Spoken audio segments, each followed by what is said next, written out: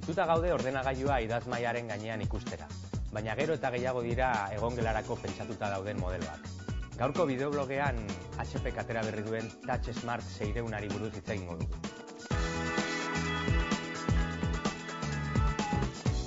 Atentzioa ematen duen lehenengo gauza da ordenagailuaren CPU-a pantailaren barruan integratuta dagoela. Alde horretatik, Appleen imaka gogorarazten digu.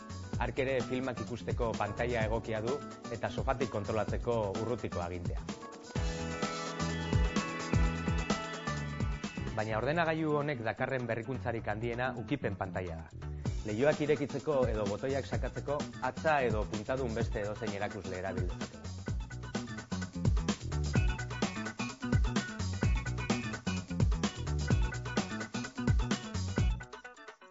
Ordenagailu hau Windows 7rekin dator, baina Touch Smart 3.0 izeneko interfaze bat ere badu bereziki diseinatua eskuekin maneiatzeko.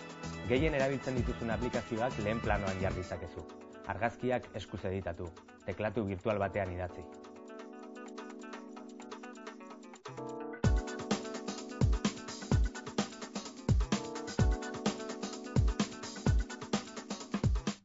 Egongelan jartzeko aproposa da 23 azbeteko pantaila panoramikoa duelako, Full HD teknologia duela.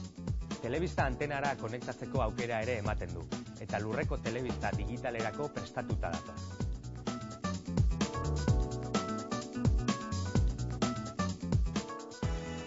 Badirudi etorkizunean ikusentzunezko edukiak gailu bakar batean bilduko direla, eta telebista, irratia eta internet etxeko egongelan izango ditugula.